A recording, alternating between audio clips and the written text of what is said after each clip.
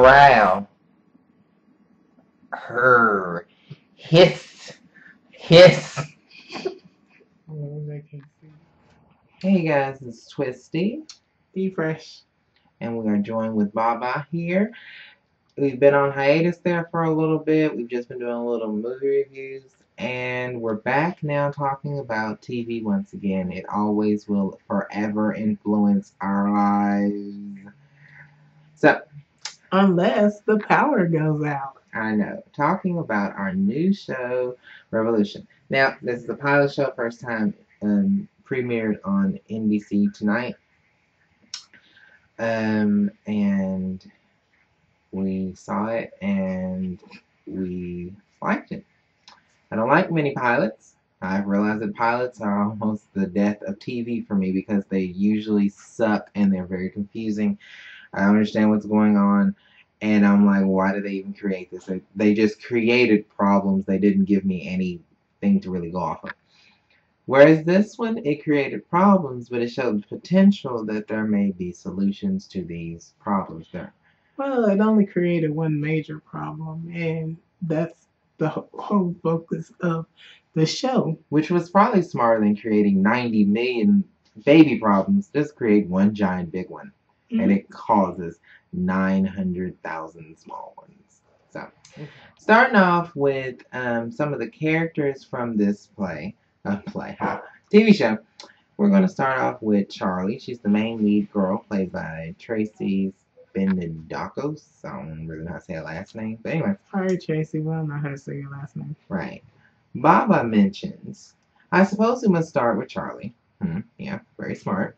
Who looks more like a teen model than an action star. She's been diagnosed as a heroine, which means in most ensembles, she's going to be kind of boring. Now, actually, that's a pretty good analysis of Charlie in that show. Charlie seems like she's going to be kind of stiff, a little bit boring, and maybe eventually will release something within her and she'll be 10 times more interesting. Well, I just thought she was stiff and boring because she's supposed to have all of these problems and they're just piling up because she's not talking to anyone like any normal teenager. Right. Like, I'm going to just ball it up and then I'm going to be mad at the world for no reason. My mom's dead. And so she has to get mad at her stepmom for no reason. My dad's dead. Now she's really angry at her stepmom for no reason. It's like, why didn't you save him? And you let my brother get taken because her brother is apparently a little asthmatic weakling who is way bigger than she is. Right. And, she had to fend for his honor. Then moving on to Asthmatic Danny, which we have labeled him that, played by Graham Rogers. He sounds like a cowboy. Doesn't it? But it kind of fits his character. He looks like a Graham. Anyway, he seems very interesting to me. Because everywhere he goes, there's dust, and so he's gonna be choking. Yeah. I feel like maybe by season 2, he's gonna just give up. I'm like, you know what? Screw this. I can't. You know what? The one thing we forgot to mention what the show is about. It's about the power. If all the power in the world went out. So that meant nothing electric works at all. So with him having asthma, this of course is a big problem because it's like there's no hospitals. So everywhere he goes when he has an asthma attack, it's like, oh my God, is he going to die? Because like he's dying because he didn't have any medicine to save him.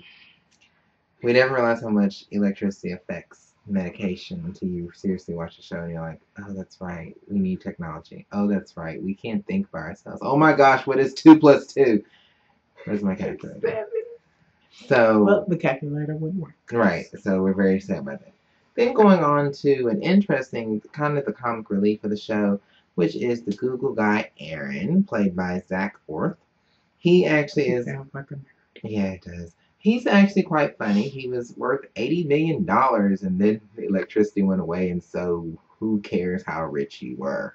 So it's kind of interesting to see that they actually name dropped Google, which I thought that was interesting. I didn't know you could do that. I'm pretty sure you could if you paid them enough. Hey, we're gonna name drop your name just like in this one scene. Right, and they'll be like, "Oh, People will probably Google it. I gotta Google. So it's quite awesome that he worked for Google. He's totally the one that looks like the nerd. He's out of shape. He's wisecracking. He can't keep up. He's not a fighter. This world is not made for him. No, he was teaching children about physics going insane. So, I mean, come on. Crazy. Yeah. So I really do appreciate a lot of the things about his character in general. So I think a lot of people might appreciate his comedy. Moving on a little bit past him, there's the British girl. We don't have a name for her. I think her name was Maggie. Sorry, British girl. I mean, just once again, Nicole Baba. Her companions are much more interesting. Aaron, the Google guy, is predominantly the comic relief, and Maggie. And she even says, "Is it Maggie?" Because we don't know. I watched it. I promise I watched it. I just don't know if her name is Maggie. Of the British accent, seems like she has a lot more secrets than I anticipated. I enjoy the fact that she has a British accent, and she's British, and she's from England, which meant she's not from here, so she knows nothing of this now changed world. Well, no, seriously. The whole world went out. The whole world went out, but I'm saying she knows nothing of America because she's from England. So, but that's what I'm saying. That actually it wouldn't matter because it's like, well, I don't have electricity either. So. Well, I'm just saying that it's not like you would know, I got to go up north to go to Chicago. It's like I go up north.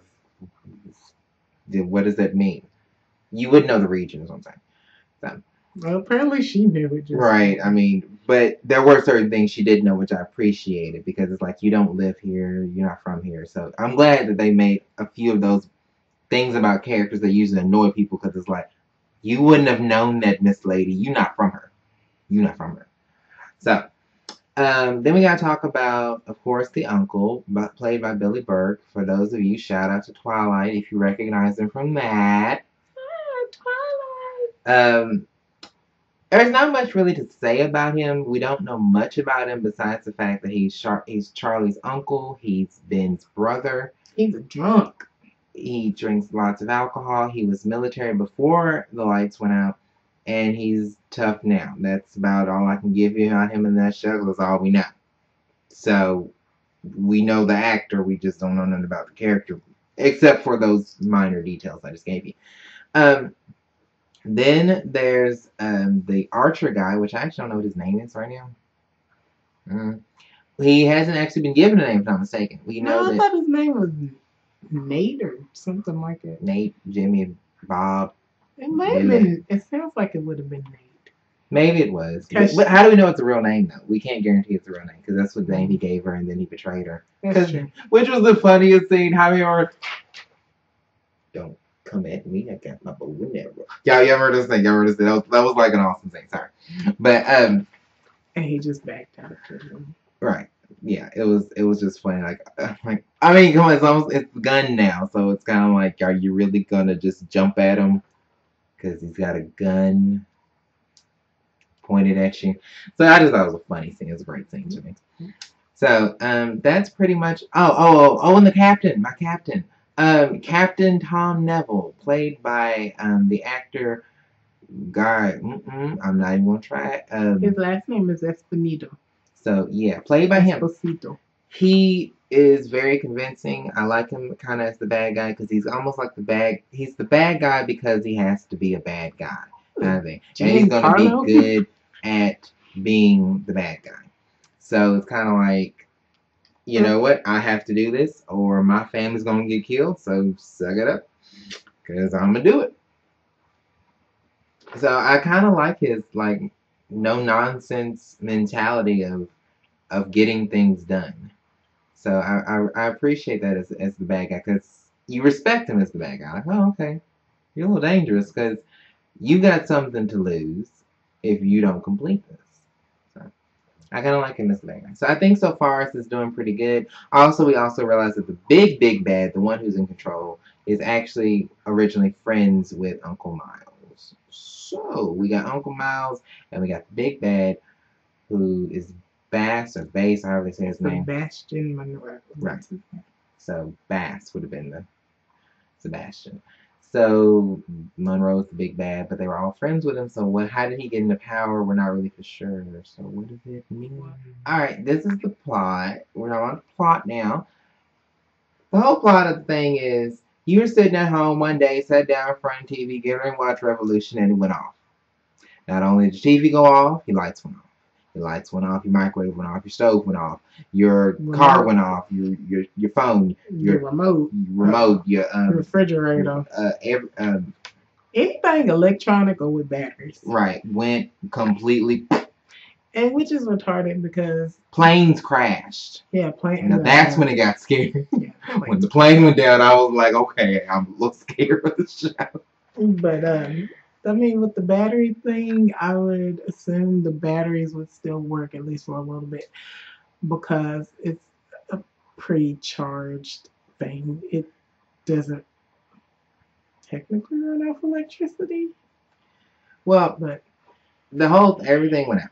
Yeah. Everything went out. Everything stopped. Anything technology related. Anything technology related. Seriously, you got to put anything in front of it and really think about what that means. Seriously, anything that had a spark, it was dead. It went bye-bye. So, they took the spark. Transformers reference. If no one gets it, sad. But anyway,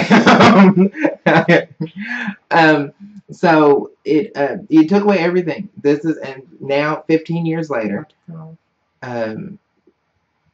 with 15 years later, it has now been completely covered up with grass and everything's grown up. People are now having to grow their own vegetables. You remember technology did all this stuff for us. Mm-hmm. And so now everything is now being done by hand or by gun or by rake.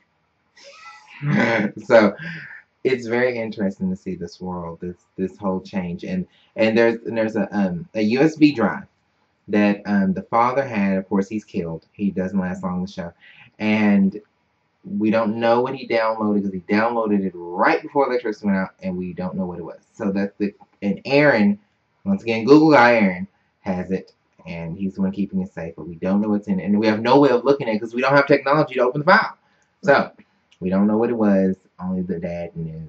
So what does that mean? And that's really where the plot is really. Lastly, we have our big question of the night. Our big question is pretty much, could this really happen?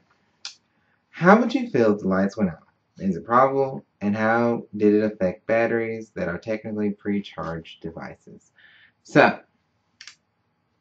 we don't know based off the show. Based off the pilot, we don't know. Because the pilot just basically was like everything cut off. So it just meant when it turns night, you're in pitch dark unless you light a fire. And in the daytime, you got to get all your stuff done. Pretty much it resorts you back to nature. Like back to what am I trying to say? Prehistoric days, maybe? When that's all you had was when you had the sunlight for your light and you had to create a fire if you needed to do anything at nighttime. So the battery thing is a big question that I was concerned about. It's a battery. How is that just going to automatically stop? Well, I guess, and in Baba's input, she says, I have to say, when I first thought of all the power going on in the world, I didn't think about the repercussions. Now, I gotta say, I really hope that should never happen. A lot of the reviews I've read about the show's plausibility in general. This could never happen. There's been some problem, blah, blah, blah. And yes, I have some questions like, how can things that are batteries, solar-powered items seem to shut down at the same time as everything else? But then I remember it's TV, and in order for something of a show, they may have cut some corners. So, she gave it some leeway because it's a TV show, so we're already stepping out on a fictional limb here and hoping that they won't lead us astray and let us fall to our deaths. They will kindly guide us to the next limb. I don't know. how plausible this idea even is. Really, and even then, it's not so much that like we couldn't lose all electricity. That's fine, but the battery thing is still like a whole big issue that no one can really fully figure out. Mhm. Baba's mom, just as a shout out, she mentioned that so when you lose electricity, you know what happens? You become Amish. It's like, Well, isn't that amazing? So I was like, wow. So actually, why doesn't it show any Amish in the show that's like, it's Tuesday? You know? That's pretty much what it would be. So I thought that was rather interesting. We make it out to a big deal because for us we depend on technology. For people who don't, Especially children that have been born since what 2000, right? 2000 to now, yeah, they highly depend on technology. And so it's kind of like for them it wouldn't even have affected them. Yet they don't really showcase that. And I thought that was something that I hope they explore at least that people have been surviving like this for a while. I hope they How they explore do the it. solar power thing because that was kind of interesting. Why wouldn't something that was solar powered? Why wouldn't solely solar powered? No electric at Turns all. whatsoever. That was solely solar powered. Why wouldn't it work? So there is a few little things that don't make any sense. It really, I mean, with the whole battery thing, I've been okay if there was like this magical charge that went over the entire earth and anything that it touched that had a spark to it, it killed. I've been fine with that because I would have saw it travel across the earth. It would have hit the car batteries, it would hit cell phones, it would have hit things that are charged separately from an actual regular power source. So I've been okay with that. But it doesn't show that. It just shows that everything cut off at the same time. And that's another issue. It cut off at the same time. Well, the other thing I thought about was when Y2K. Mm-hmm. Oh God, I'm age. But when Y2K happened, that's what everybody was concerned about. We were all going to lose power. And I wonder if that was some of the basis for the show, actually. So I guess it's a lot of what if scenarios. What if this happened? I feel like it's kind of the exploration. What happened if we did lose the technology and we had to become Amish? So what would happen? Well, we'd have to turn to them for guidance. Right. Like, how do you do this? You put it in the ground and it grows. Witchcraft! So, and then I kept thinking, wouldn't it be the greatest thing ever if it's like it resorted back to medieval times and suddenly magic evolved? It's like, no, I think this was supposed to be a scientifically modern technology-based idea. So it's more or less like, how do we get technology back, not what other neat things can we do? So I think this is rather interesting. I think it has a lot of potential. I have a lot of high hopes for this show in general. We will keep you updated right here. Hopefully you'll be avid watchers like we do. We are, and you'll be joining us and be like, yeah, I agree, or nope, you're right, that's wrong, or I don't even know who you are. Nope, you're right, that's wrong. But it happens. So hey, thanks for watching. Once again, this is Twisty. D.Fresh. And we were joined by Baba. Thank you guys for watching. You guys are awesome. Check out Revolution NBC Mondays. Oh yeah.